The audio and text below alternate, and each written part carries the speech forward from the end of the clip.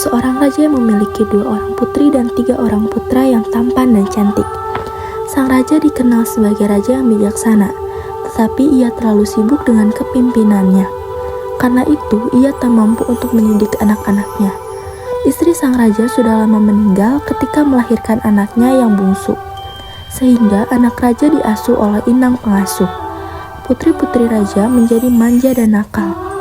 Mereka hanya suka bermain di danau.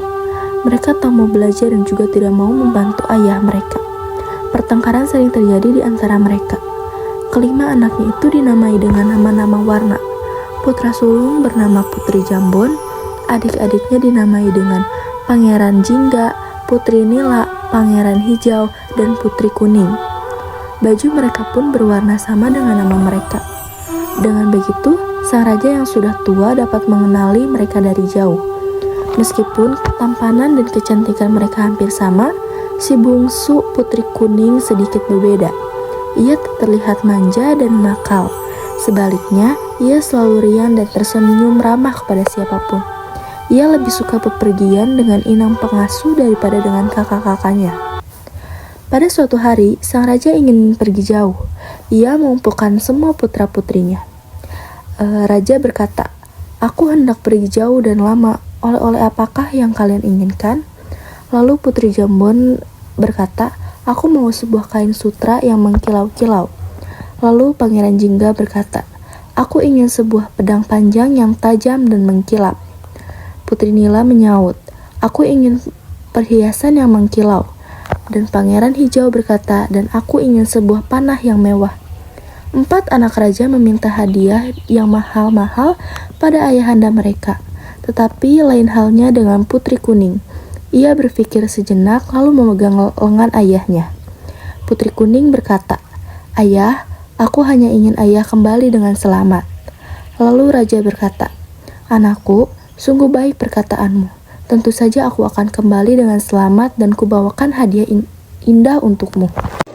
Selama sang raja pergi, para pangeran dan putri semakin nakal dan malas. Mereka sering membentak inang pengasuh dan menyuruh pelayan agar menuruti mereka. Putri Nila berkata, "Pelayan, ambilkan aku kalung. Aku ingin menghadiri pesta kawanku." Pelayan menjawab, "Tapi putri, taman dalam keadaan tak terawat." Lalu Pangeran Jingga berkata, "Hei, kami mempekerjakanmu di sini untuk menuruti perintah kami. Cepat ambilkan permintaan Putri Nila." Putri Kuning sangat sedih melihatnya, karena taman adalah tempat kesayangan ayahnya.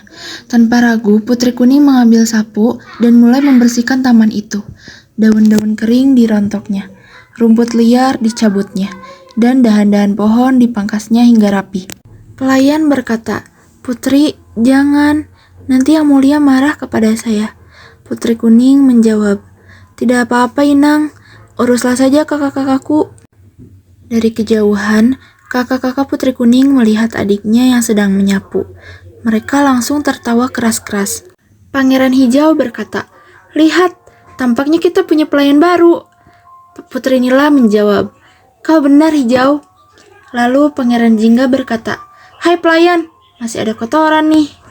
Pangeran Jingga melemparkan kantung sampah yang sudah penuh. Taman istana yang sudah rapi kembali acak-acakan. Putri Kuning diam saja dan kembali menyapu sampah-sampah itu. Kejadian tersebut kembali berulang-ulang sampai Putri Kuning kelelahan. "Putri Kuning, kalian ini sungguh keterlaluan. Mestinya ayah tak perlu membawakan apa-apa untuk kalian. Bisanya hanya mengganggu saja." Putri Jambon, "Aku tidak peduli. Dan itu bukan urusanku. Sudah, tugasnya untuk menuruti perintah kami.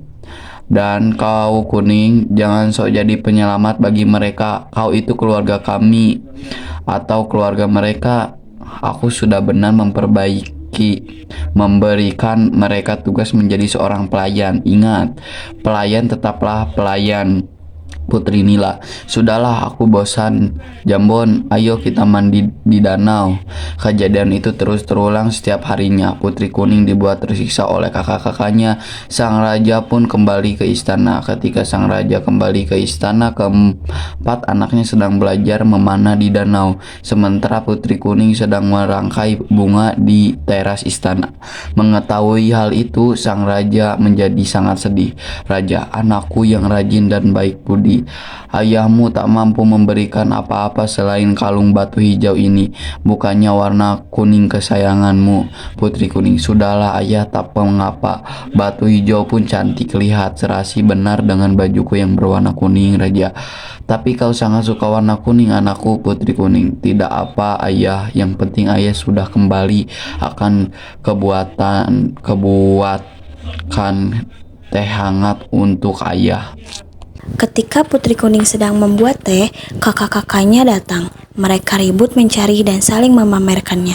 Tak ada yang ingat dengan Putri Kuning, apalagi menanyakan hadiahnya. Keesokannya, Pangeran Hijau melihat Putri Kuning memakai kalung barunya. Pangeran Hijau berkata, "Wahai adikku, bagus benar kalungmu. Seharusnya kalung itu menjadi milikku. Lihat, sangat serasi, bukan? Dengan pedang dan bajuku." Putri Kuning menjawab, "Ayah memberikannya kepadaku, bukan kepadamu." Pangeran Hijau pun menjawab, "Yah, aku akan mengambilnya darimu. Lihat saja." Pangeran Hijau segera mencari saudara-saudaranya, lalu ia menghasut saudaranya. Pangeran Hijau berkata, "Kalung itu milikku. Ia mengambilnya dari saku ayah. Seharusnya kalung itu sepasang dengan pedangku ini. Kita harus mengajarkannya perbuatan baik." Putri Nila pun menjawab, "Berani sekali anak itu mencuri kalungmu hijau. Ayo kita ajarkan dia sebagaimana beretika." Dengan hasutan Pangeran Hijau, akhirnya mereka merencanakan untuk merampas kalung milik Putri Kuning. Putri Kuning berkata, "Ada apa ini?"